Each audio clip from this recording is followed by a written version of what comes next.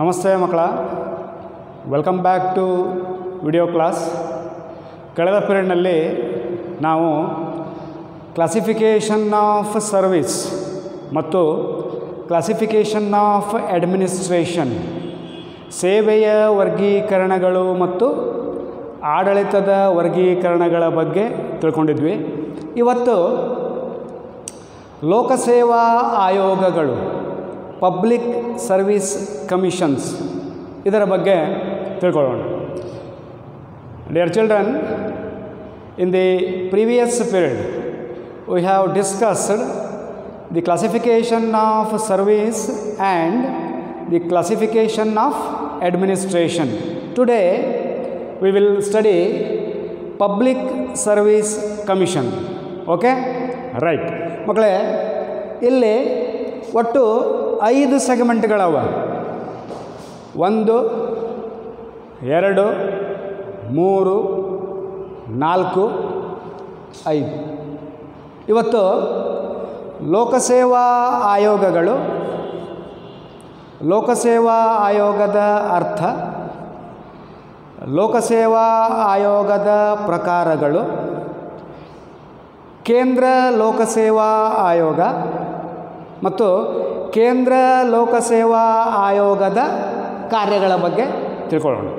Right children, today we will study mainly 5 topics, namely 5 topics.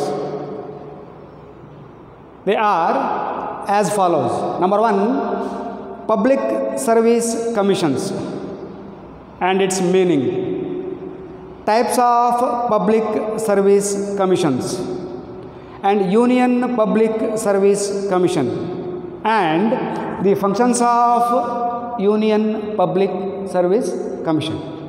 Right ಮಕ್ಕಳೇ, ಲೋಕಸೇವಾ ಆಯೋಗಗಳು, ಲೋಕಸೇವಾ ಆಯೋಗ ಎಂದರೇನು ಅಂದರೆ, ನಾಗರಿಕ ಸೇವಾ ವರ್ಗದ ಅಧಿಕಾರಿಗಳನ್ನು ನೇಮಕ ಮಾಡಲು ಅಸ್ತಿತ್ವಕ್ಕೆ ಬಂದಂತಹ ಆಯೋಗವನ್ನು ಲೋಕಸೇವಾ ಆಯೋಗ ಎಂದು ಕರೆಯುತ್ತೇವೆ.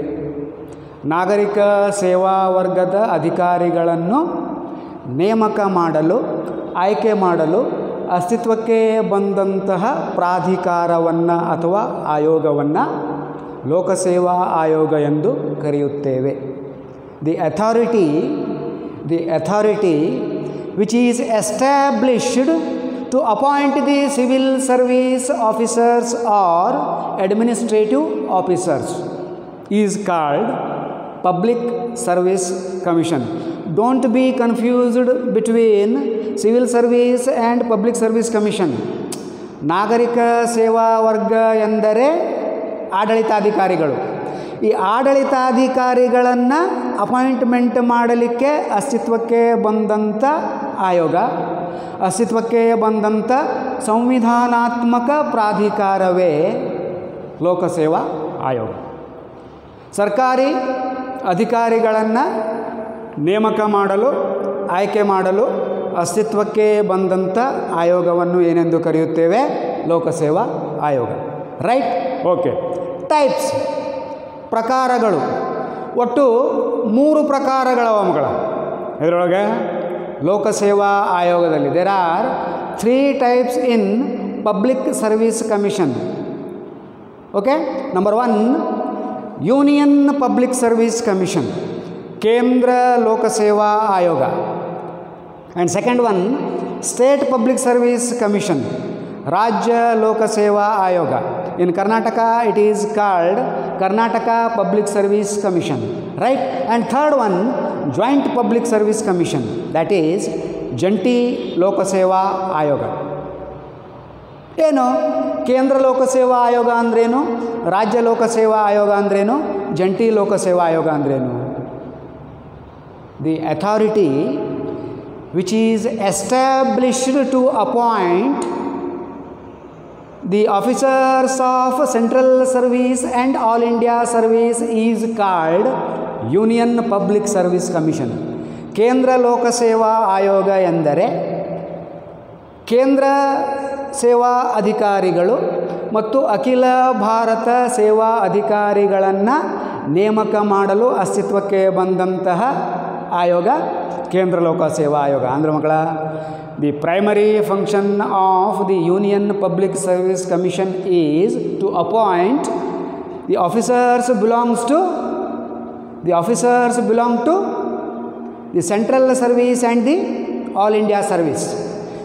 ಕೇಂದ್ರ ಸೇವೆ ಮತ್ತು ಅಖಿಲ ಭಾರತ ಸೇವೆಗೆ ಅಧಿಕಾರಿಗಳನ್ನು ನೇಮಕ ಮಾಡುವ ಆಯೋಗ ಕೇಂದ್ರ ಲೋಕಸೇವಾ ಆಯೋಗ. ರೈಟ್. ರಾಜ್ಯ ಸೇವೆಗೆ ಸಂಬಂಧಿಸಿದ ಅಧಿಕಾರಿಗಳನ್ನು ನೇಮಕ ಮಾಡುವ ಆಯೋಗ ರಾಜ್ಯ ಲೋಕಸೇವಾ ಆಯೋಗ. Which is it's the function of state public service commission is limited to the state.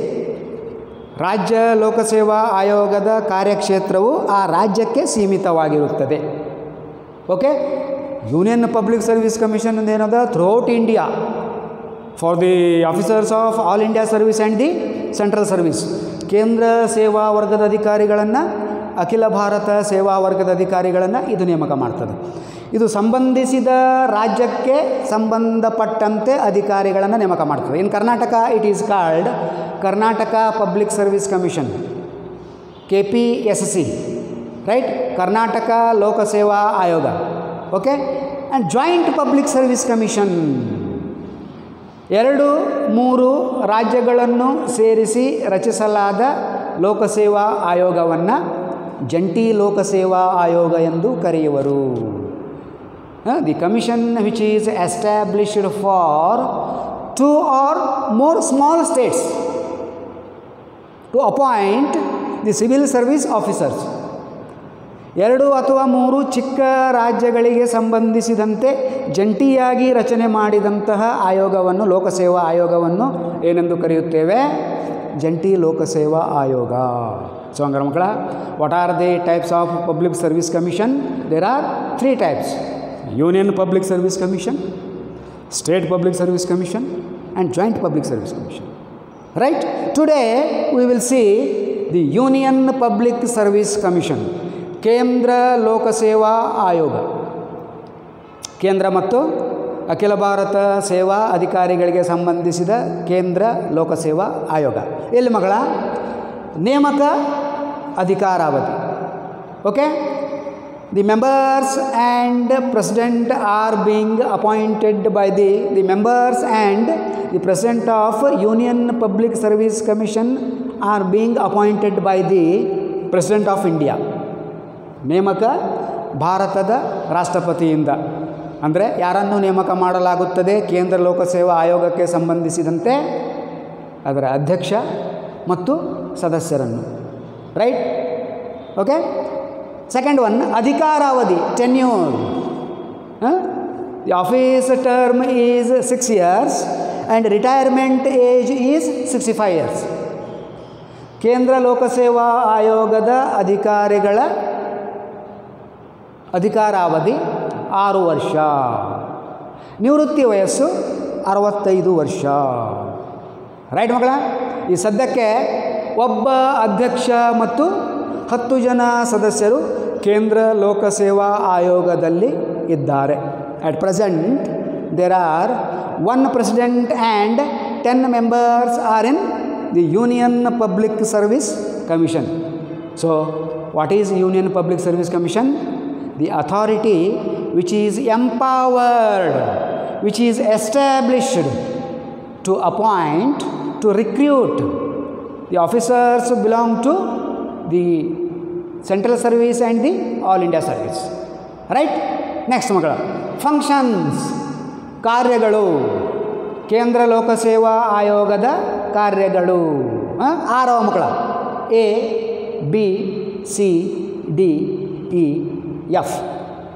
1, 2, 3, 4, 4, 4, 4, 5, 6. Right. Number 1, ಕೇಂದ್ರ ಲೋಕಸೇವಾ ಆಯೋಗದ ಕಾರ್ಯಗಳು. ಸ್ಪರ್ಧಾತ್ಮಕ ಪರೀಕ್ಷೆಯ ಮೂಲಕ ಕೇಂದ್ರ ಮತ್ತು ಅಖಿಲ ಭಾರತ ಸೇವೆಯ ಅಧಿಕಾರಿಗಳ ನೇಮಕ. ಸ್ಪರ್ಧಾತ್ಮಕ ಪರೀಕ್ಷೆಯ ಮೂಲಕ recruiting the all India service and central service officers through competitive exam.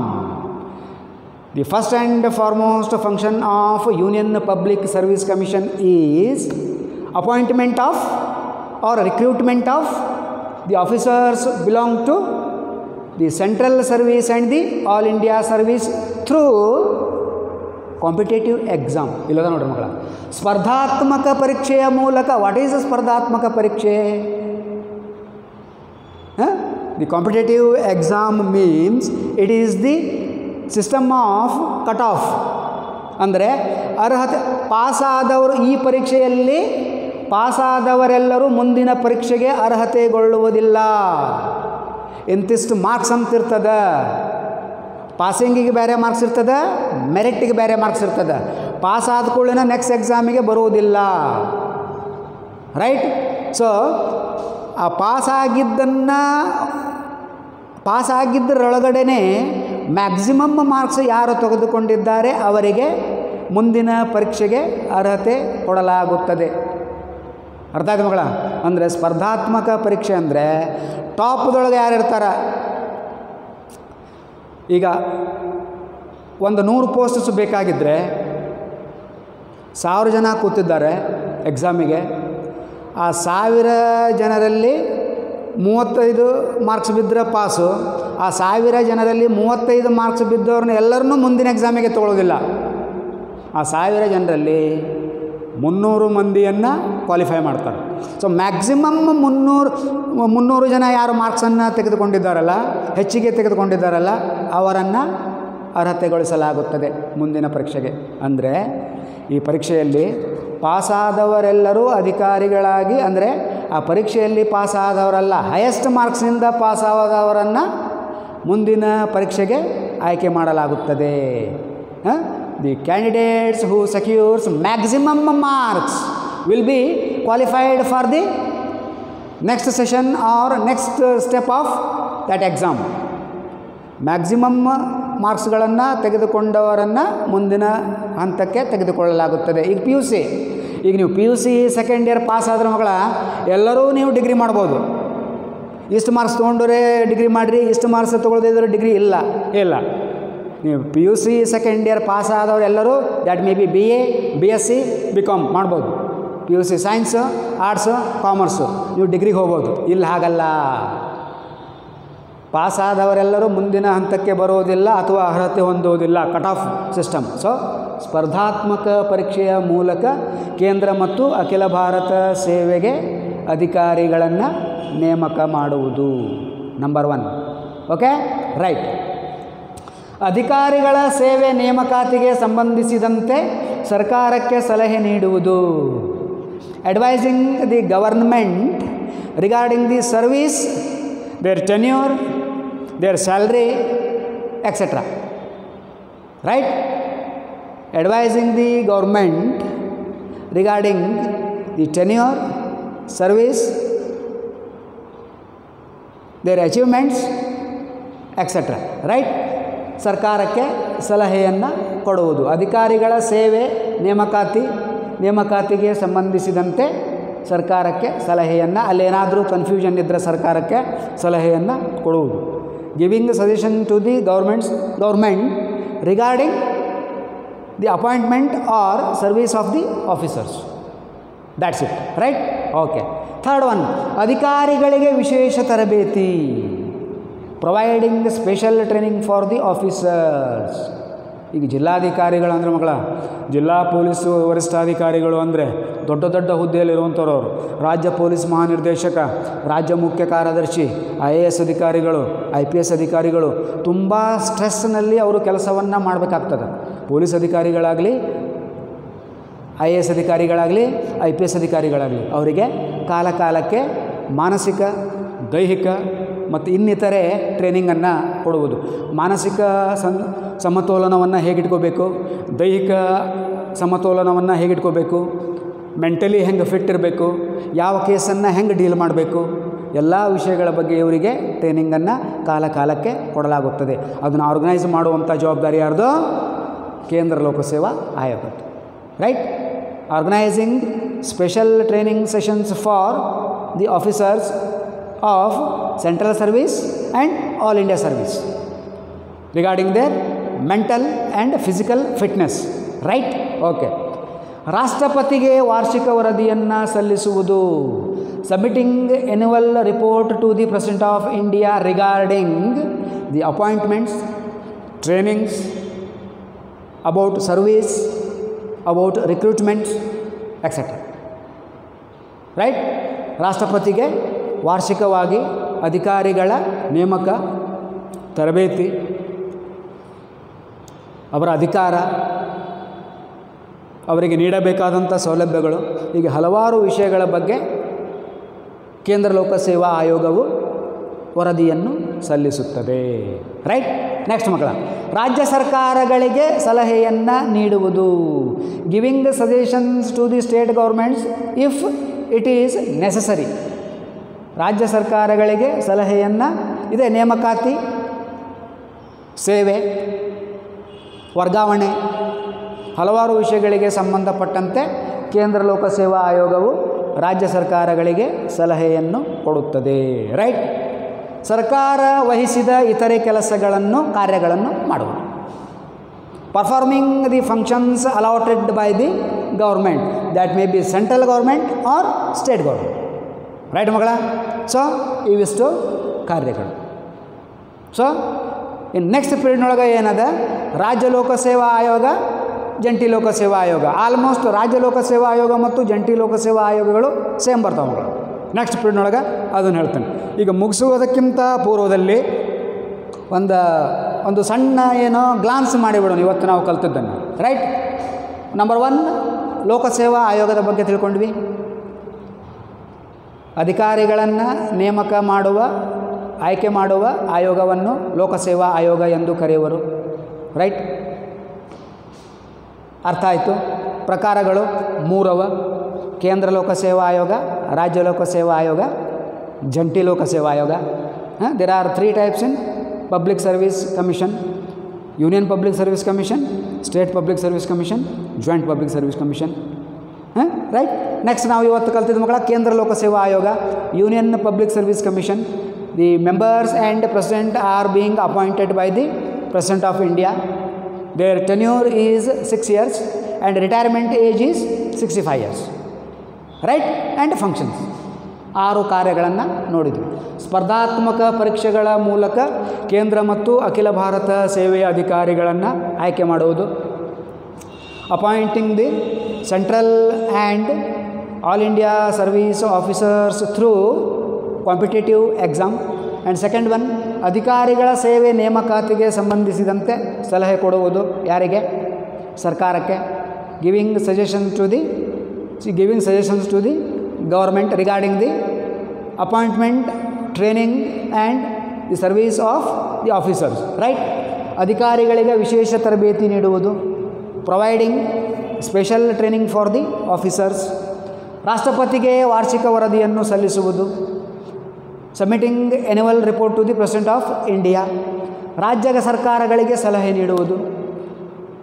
Giving suggestions to the state governments. And last one, ಸರ್ಕಾರ ವಹಿಸಿದ ಇತರೆ ಕಾರ್ಯಗಳನ್ನು ಮಾಡುವುದು. Performing the duties or performing the functions allotted by the governments. Right ಮಕ್ಕಳ? So ಇವೆಲ್ಲ ಜನರಲ್ಲಾಗಿ ಇದಾವೆ ಮಕ್ಕಳ. ಮತ್ತೊಮ್ಮೆ ನಾನು ತಮ್ಮಲ್ಲಿ ಕಳಕಳಿಯ ವಿನಂತಿ ಮಾಡ್ಕೊಳ್ತೇನೆ. Please read newspapers daily. ದಿನನಿತ್ಯವೂ ದಿನಪತ್ರಿಕೆಯನ್ನು ಓದಿರಿ. ರಾಜ್ಯಶಾಸ್ತ್ರದ ಜ್ಞಾನ ಹೆಚ್ಚಾಗ್ತದೆ. ರೈಟ್ ಮಕ್ಕಳ? ನೆಕ್ಸ್ಟ್ ಪೀರಿಯಡ್ನೊಳಗೆ ನೆಕ್ಸ್ಟ್ ಟಾಪಿಕ್ನೊಂದಿಗೆ ಭೇಟಿಯಾಗೋಣ. Thank you. ರೈಟ್.